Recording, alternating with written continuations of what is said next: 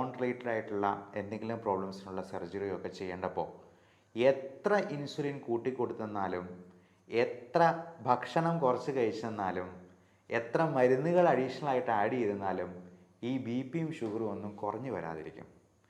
അങ്ങനെയുള്ളവർക്ക് അങ്ങനെ മാത്രം ഷുഗർ ഒന്ന് കുറയ്ക്കാനായിട്ട് ഒരു പ്രത്യേക തരം എക്സസൈസും ഡയറ്റുമാണ് ഞാനിന്ന് നിർദ്ദേശിക്കുന്നത്. വെറും 3 മിനിറ്റിൽ ഷുഗർ നമുക്ക് കുറയ്ക്കാം. പക്ഷേ ഇത് ഡോക്ടർമാരെ പറ്റിക്കാൻ വേണ്ടി ഫാസ്റ്റിംഗ് ബ്ലഡ് ഷുഗർ ഒന്ന് കുറച്ച് കാണിക്കാൻ വേണ്ടി മാത്രമാകരുത് കേട്ടോ. അതായത് എല്ലാ ദിവസവും നമുക്ക് പ്രാക്ടീസ് ചെയ്തെന്നാൽ നമ്മുടെ ഡയബറ്റീസ് അത്ര കണ്ട് കൺട്രോളിലാക്കാനായിട്ട് നമുക്ക് സാധിച്ചേക്കും. ഇതിന് വേണ്ട വ്യായാമത്തിൻ്റെ ഒരു പേരാണ് HIIT അഥവാ ഹൈ ഇൻറ്റൻസിറ്റി ഇൻ്റർവൽ ട്രെയിനിങ് എന്ന് പറയുന്ന ഒന്ന്. രണ്ടാമത് ഇതിൻ്റെ ഡയറ്റാണ്.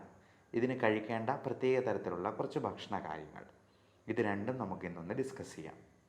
ഈ HIIT എന്ന് പറയുന്നത് ഹൈ ഇൻറ്റൻസിറ്റി ഇൻ്റർവൽ ട്രെയിനിങ് എന്ന് പറയുന്ന സംഗതിയിൽ നമ്മൾ ഉൾക്കൊള്ളിച്ചിരിക്കുന്നത് ഒരു 30 സെക്കൻഡ് നേരത്തേക്ക് നമ്മുടെ ഹാർട്ട് റേറ്റ് ഒരു 140 എങ്കിലും വരെ ഉയരുന്ന രീതിയിൽ നല്ല ഇൻറ്റൻസിറ്റിയിലുള്ള ഒരു വർക്കൗട്ടാണ്. 30 സെക്കൻഡ് എന്ന് പറയുന്നത് അര മിനിറ്റേ ഉള്ളൂ എന്നുള്ളത് നമുക്ക് പ്രത്യേകം ഓർക്കാം.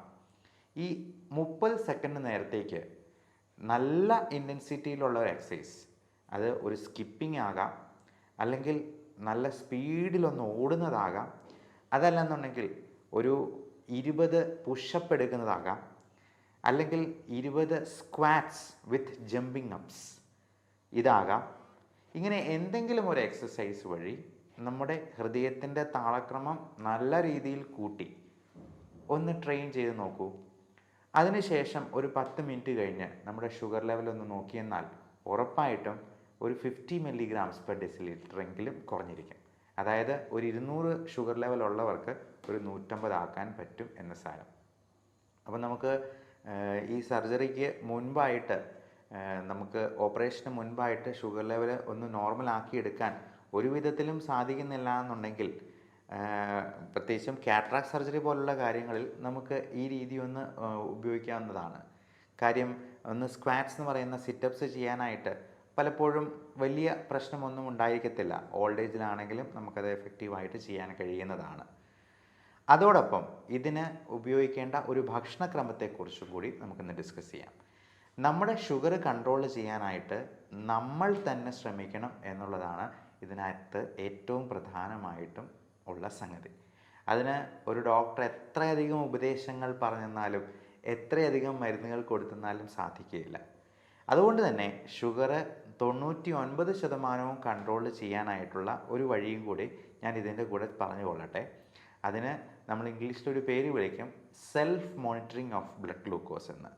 അതായത് നമ്മുടെ ബ്ലഡ് ഷുഗർ ലെവല് നമ്മൾ തന്നെ ഒരു ഗ്ലൂക്കോമീറ്റർ വെച്ച് നോക്കി എഴുതി വയ്ക്കുന്ന ഒരു രീതി. അതൊരു ഡയറിയിൽ തന്നെ ഒന്ന് എഴുതി വയ്ക്കുന്നത് നന്നായിരിക്കും. ഡേറ്റും ടൈമും ഷുഗർ ലെവലും ഒരു വരിയായിട്ട് തന്നെ കോളം വരച്ചൊന്ന് എഴുതി സൂക്ഷിക്കുക. അത് രാവിലെ ഫാസ്റ്റിങ്ങിലുള്ള ബ്ലഡ് ഷുഗർ നോക്കാം. PPBS അതായത് ഭക്ഷണത്തിന് ശേഷം 2 മണിക്കൂർ കഴിഞ്ഞിട്ടുള്ള ഒരു ബ്ലഡ് ഷുഗർ ലെവല്, അതോടൊപ്പം 8 മണിക്കൂർ കഴിഞ്ഞിട്ട് 2 തവണയായിട്ടും കൂടി ഒന്ന് നോക്കുക. 3-4 ദിവസം നോക്കുമ്പോൾ തന്നെ നമുക്കിതിൻ്റെ ഫ്ലക്ച്വേഷൻ കൃത്യമായിട്ട് മനസ്സിലാക്കാനായിട്ട് സാധിക്കും. അപ്പോൾ അത് ഭക്ഷണത്തിൽ മാറ്റം വരുത്തിയും എക്സസൈസ് കൂട്ടിയും നമുക്ക് ആ ഷുഗർ ലെവൽ നോർമലൈസ് ചെയ്യാനായിട്ട് കഴിഞ്ഞേക്കും. അതിന് പറ്റിയില്ല എന്നുണ്ടെങ്കിൽ തീർച്ചയായിട്ടും നമുക്ക് മരുന്നുകൾ കഴിച്ചുകൊണ്ട് തന്നെ അത് നിയന്ത്രണത്തിൽ കൊണ്ടുവരാനായിട്ട് പ്രത്യേകം ശ്രദ്ധിക്കണം. ഇനി ഇതിന് കഴിക്കേണ്ട ഭക്ഷണക്രമത്തെ പറ്റിയും പറയണമല്ലോ. അപ്പോൾ നമ്മൾ ഈ സർജറിക്ക് മുമ്പോ അല്ലെങ്കിൽ ഈ ബ്ലഡ് ഷുഗർ ലെവല് നമുക്ക് നോർമൽ ആക്കേണ്ട അത്യന്താപേക്ഷിതമായ ഈ സാഹചര്യത്തിലോ നമുക്ക് തലേ ദിവസം ചോറ് പോലുള്ള ഭക്ഷണ സാധനങ്ങൾ അധികം കഴിക്കരുത് എന്ന് പ്രത്യേകം ഓർമ്മിക്കുക. ചോറാണെങ്കിലും ചപ്പാത്തി ആണെങ്കിലും മൈദ കൊണ്ടുണ്ടാക്കിയ പൊറോട്ടയാണെങ്കിലും എല്ലാം ഷുഗർ ലെവൽ കൂട്ടുന്നത് തന്നെയാണ്. ചോറിന് പകരം ചപ്പാത്തി കഴിക്കുന്നത് കൊണ്ട് അതൊരു 5-6 ചപ്പാത്തി കഴിച്ചെന്നാൽ ചോറ് കഴിക്കുന്നത് പോലെ തന്നെ ഷുഗർ ലെവൽ കൂടാനിടയുണ്ട്. നല്ല തവിടോട് കൂടിയ കാർബോഹൈഡ്രേറ്റ്സ് എന്തെങ്കിലും കഴിക്കുന്നതാണ് ഷുഗർ രോഗികൾക്ക് ഏറ്റവും നല്ലത്. ഈ പറഞ്ഞതുപോലെ സർജറിക്ക് തൊട്ട് തലേ ദിവസം നമ്മൾ കാർബോഹൈഡ്രേറ്റ്സ് ഒന്നും അടങ്ങിയത് അധികം കഴിക്കരുത് എന്ന് പ്രത്യേകം മനസ്സിലാക്കുക. പകരം നമുക്ക് നല്ല പ്രോട്ടീൻ റിച്ച് ആയിട്ടുള്ള ഒരു മുട്ടയുടെ ഓംലെറ്റോ ഒന്നോ രണ്ടോ എഗ്ഗ് കഴിക്കുന്നത് കൊണ്ടും അതിന് കുഴപ്പമില്ല.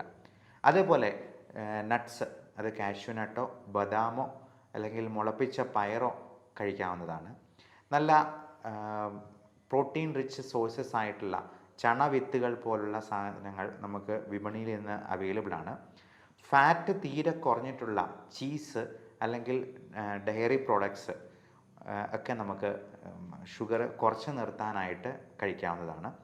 അതോടൊപ്പം ക്യാരറ്റ്സ്, പ്രത്യേകിച്ചും ബേബി ക്യാരറ്റ്സ് എന്ന് പറയുന്ന, അല്ലെങ്കിൽ ബെറീസ്, അല്ലെങ്കിൽ ടൊമാറ്റോസ്, ഇങ്ങനെ അടങ്ങിയിട്ടുള്ള സാധനങ്ങൾ, അധികം മധുരമില്ലാത്ത പഴങ്ങൾ, പച്ചക്കറികൾ, സാലഡ്, യോഗട്ട് അല്ലെങ്കിൽ തൈര്.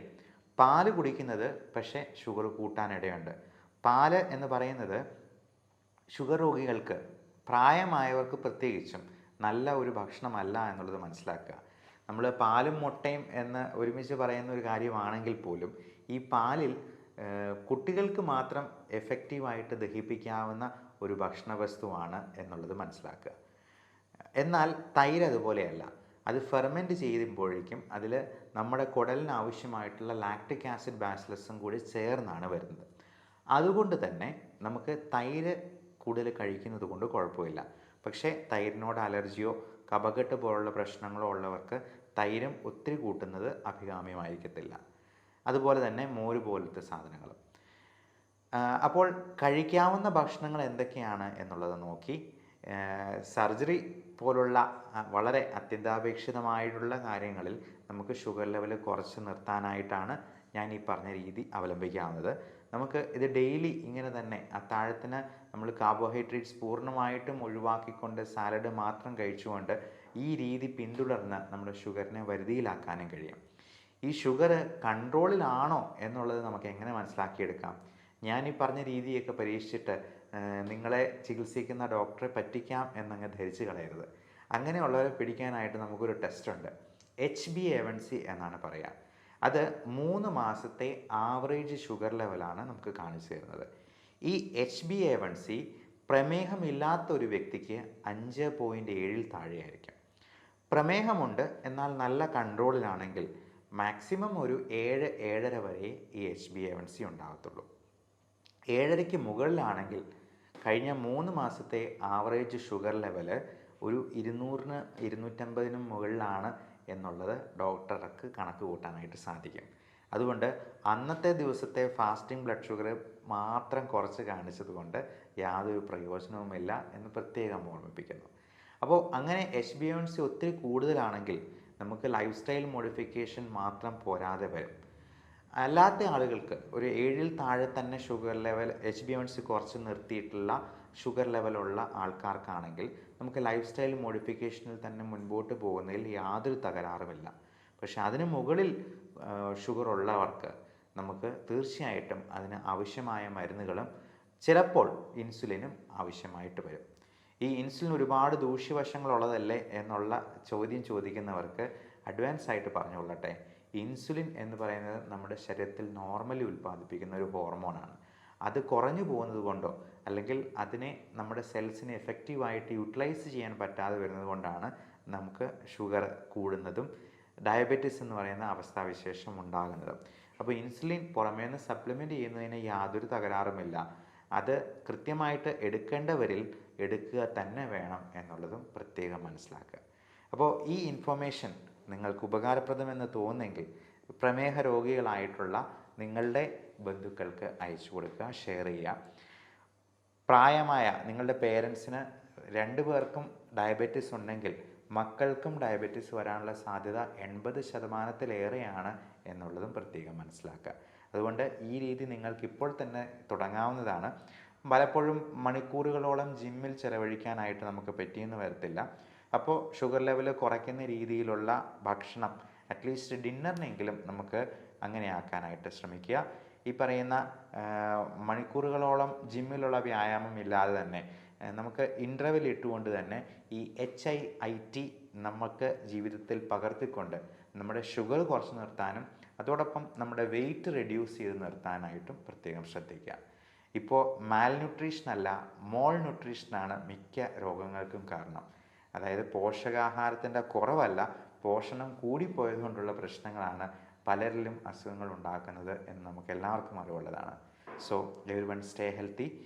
ഈ വിഷയത്തെപ്പറ്റി എന്തെങ്കിലും സംശയങ്ങളുണ്ടെങ്കിലോ ടെലിമെഡിസിൻ ആവശ്യമുള്ളവർക്കോ ഈ കാണുന്ന നമ്പറിൽ വാട്സപ്പിൽ ബന്ധപ്പെടാവുന്നതാണ്. 9567710073 എന്ന നമ്പർ നോട്ട് ചെയ്ത് വയ്ക്കാവുന്നതാണ്. Thank you.